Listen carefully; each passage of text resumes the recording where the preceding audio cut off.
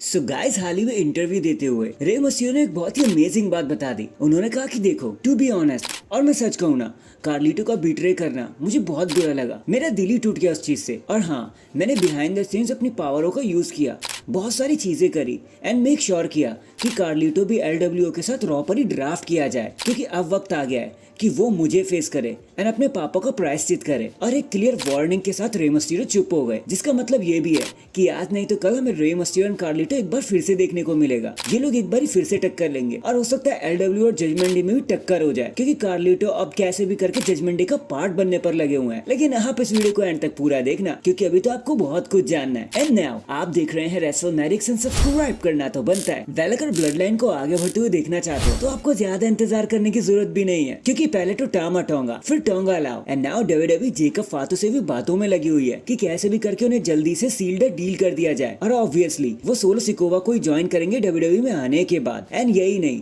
जीला फातो से भी WWE बातों में लगी हुई है, उनके अराउंड घूम रही है कि कैसे भी करके उनको भी इन चीजों में एंड कर दिया जाए। जिसका मतलब साफ है कि WWE हर जगह से समोन स्टार्स को WWE में लेकर आना चाहती है, ताकि ब्लड लाइन को एक क्लियर एंड मिल सके, ताकि चीजें एपिक एंड लेजेंडरी मूवमेंट तक पहुंच सके। एंड जस्ट इमेजिन, जब ये सारे ही स्टार्स अपने सिंगल रन के पीछे भागेंगे ब्लड लाइन को छोड़ के, तब तो ऐसा लगेगा कि सारे के सारे टाइटल ब्लड लाइन के मेंबर्स के ही पास हैं, क्योंकि ये लोग इतना पोटेंशियल कैरी करते हैं अपने अंदर। बाकी लेट्स सी अब जेकब कब हमें WWE में देखने को मिलते हैं एंड ये ब्लड लाइन का ग्रैंड फिनाले कब हमारी आंखों के सामने आएगा, इसके लिए तो इंतजार करना पड़ेगा। इसके बाद हमने लास्ट मंडे नाइट रॉ को भर भर के गालियां दी, भाई हमने ही क्या, पूरी दुनिया ने दी। अब शो को इस तरीके का बुक करोगे तो भाई ये चीज तो होनी ही है, बैकलैश तो आपको मिल के रहेगा। एंड उसी की गाज WWE की व्यूअरशिप पर भी गिर गई, क्योंकि इस हफ्ते मंडे नाइट रॉ को नंबर्स मिले हैं महज 1.64 मिलियन की व्यूअरशिप के, और लास्ट आवर आते आते तो मामला और नीचे गिर गया, 1.48 मिलियन पर आ गई थी चीजें। और इतना तो WWE को समझ आ ही गया होगा कि भाई कोई भी शो के लिए इंटरेस्टेड नहीं था,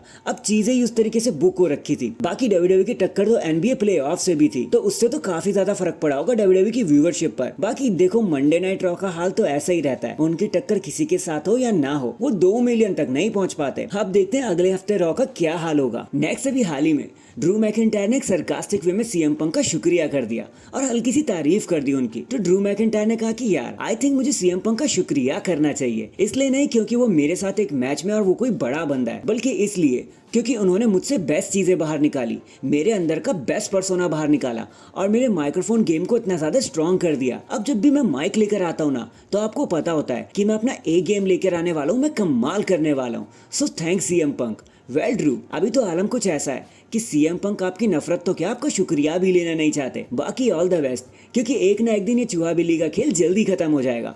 होप समरस्लैम 2024 में ही हो जाएगा। So #CM Punk versus Drew McIntyre. In the end Damian Priest ने अपने नाम के बारे में कुछ एक मस्त खुलासा कर दिया। उन्होंने कहा कि देखो, जब मेरी बात चल रही थी ना कि मैं WWE में आने वाला हूँ, तो सबसे पहले जो चीज मेरे दिमाग में आई थी वो ये थी कि यार मैं किसकी तरह बनना चाहता हूँ, और उसके लिए एक नाम होना बहुत जरूरी था। तो मेरे मन में हमेशा ही था कि मैं एक रॉक स्टार बनना चाहता हूँ, और कोई ऐसा ही नाम मुझे चाहिए भी था, जैसे किसी रॉक बैंड का फ्रंटमैन होता है ना, वैसे ही नाम चाहिए था मुझे। और जब डेमियन प्रीस्ट एकदम से मेरे दिमाग में आया, तो ये एकदम क्रेजी साउंड करता है, ये नाम अपने आप में ही स्क्रीम करता है, और इसीलिए इस नाम को मैंने WWE में यूज भी किया। So that is it guys. अभी के लिए तो बस इतना ही। आप मुझे बताना, ड्रू मैकिंटायर ने ये जो थैंक्स कहा CM पंक को, तो क्या CM पंक इससे इजी हो जाएंगे ड्रू मैकिंटायर पर, या फिर उनको और ज्यादा गुस्सा आ जाएगा? कमेंट करके जरूर बताना। एंड चैनल पर नया है तो चैनल को जल्दी से लाइक एंड सब्सक्राइब कर दो। बाकी मैं मिलता हूँ आपसे किसी और अपडेट के साथ, तब तक के लिए अपना ख्याल रखें और खुश रहें।